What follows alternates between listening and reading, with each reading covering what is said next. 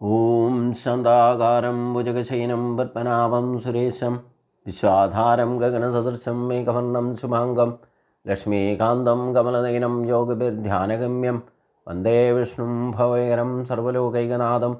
ॐ नमो भगवते वासुदेवाय, ॐ नमो भगवते वासुदेवाय। ॐ श्रीकृष्णाय परब्रह्मणे नमः। ॐ सभी सज्जनों को भगवान गुरुवायूरप्पन का और मोहन जी का नाम से साष्टांग प्रणामम।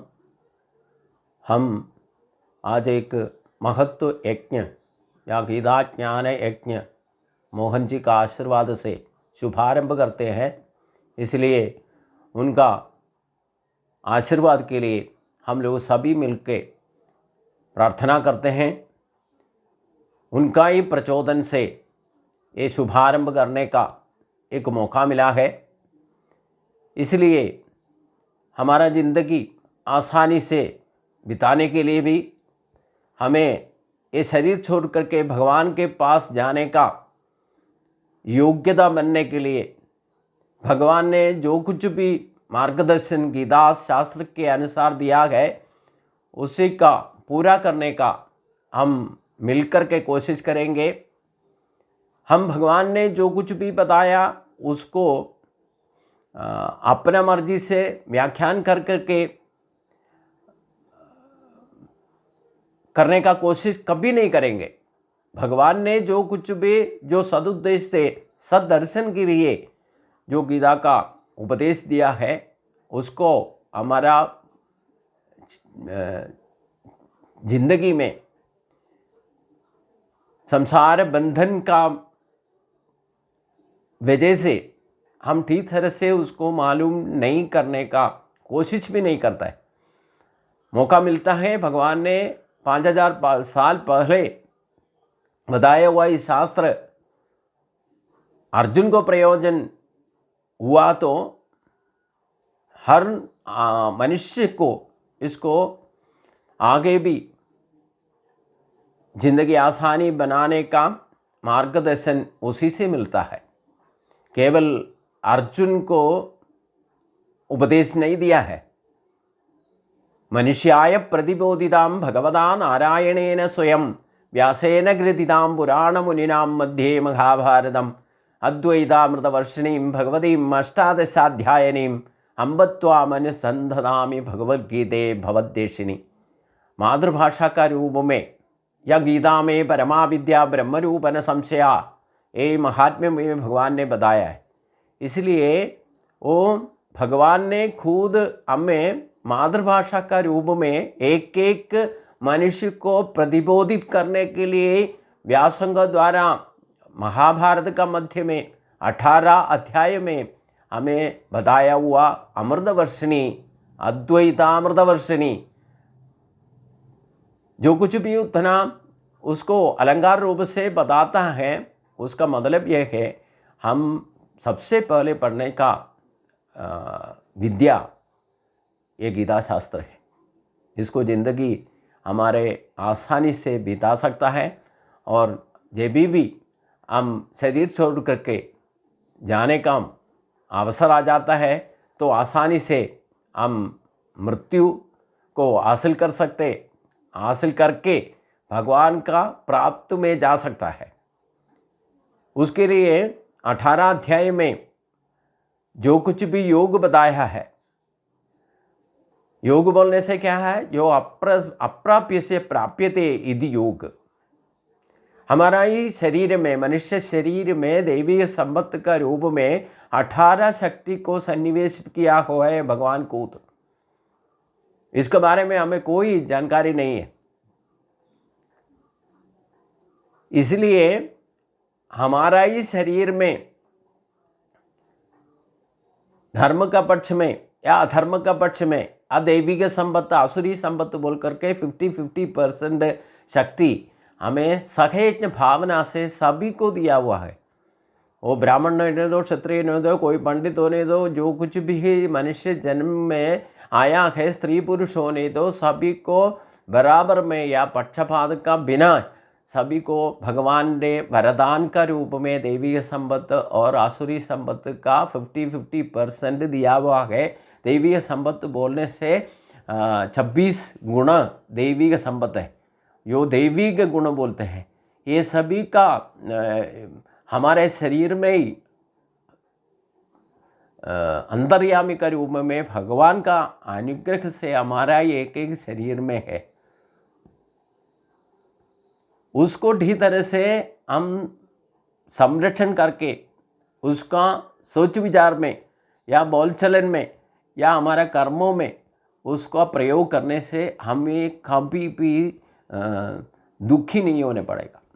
आसानी से हम जिंदगी बिता सकता है और अंत में हम शरीर छोड़ के भगवान के पास ही जा सकता है और दोबारा फिर जन्म लेकर के इधर संसार बंधन में पड़ के बार बार जन्म लेने का कोई ज़रूरत ही नहीं है।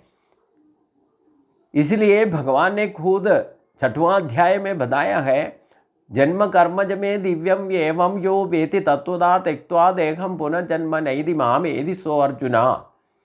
जो भी मनुष्य मेरा दिव्य जन्म और मेरा कर्म को तात्विक रूप से ठीक तरह से पढ़ता है, उसको कभी जन्म लेने का जरूरत ही नहीं है, दोबारा जन्म लेने का जरूरत ही नहीं है। इसका मतलब ये नहीं है कि केवल भगवान का कथा श्रवण से या भगवान का जन्म और कर्म का बारे में आप मालूम करने से नहीं होगा। हम अपना जन्म अपना कर्म को भी उसी तरीके से मालूम करना चाहिए और कर्म बंधनों से हम खुद मुक्त होना है। भगवान का प्राप्ति के लिए हम लोग सभी को अर्हता है, लेकिन अर्हता का भी योग्यता नहीं है।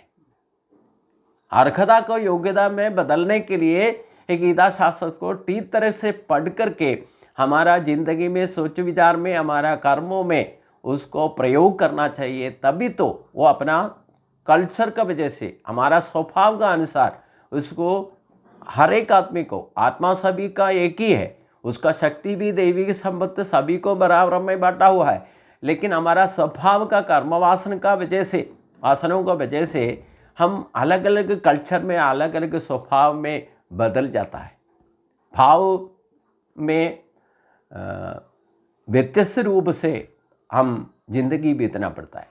लेकिन जो कुछ भी अपना कर्म वासना, जन्म वासना, हमारा इष्टानिष्ट जो कुछ भी है उसमें कोई मतलब नहीं है। लेकिन गीता शास्त्र को ठीक तरह से पढ़ करके अपना कल्चर को बदल करके भगवान का लक्ष्य में उसको प्रयोग करने का शास्त्र है गीता शास्त्र। इसलिए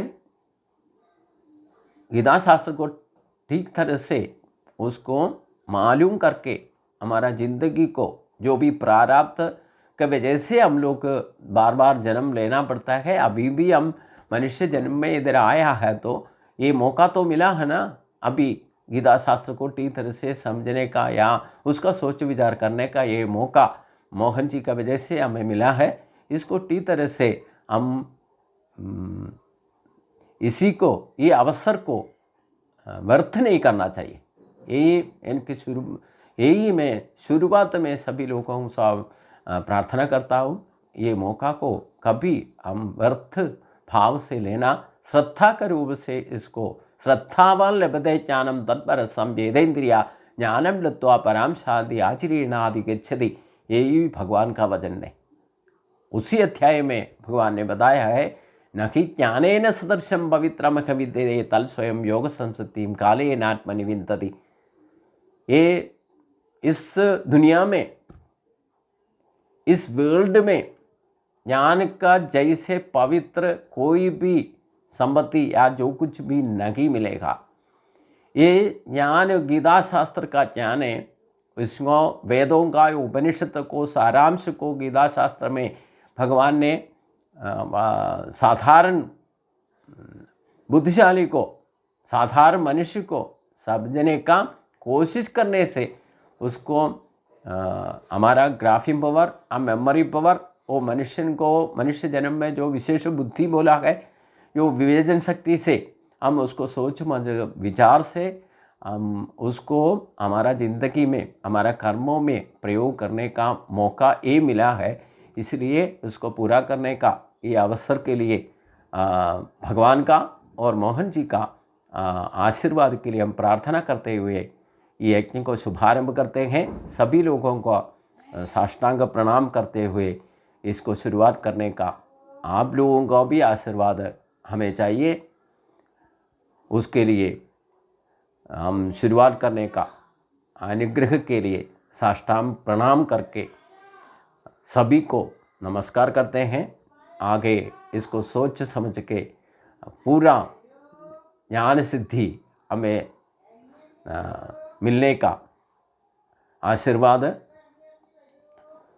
मिलेगा करके उम्मीद करके हम इसको शुरुआत करते हैं। सभी को नमस्कार।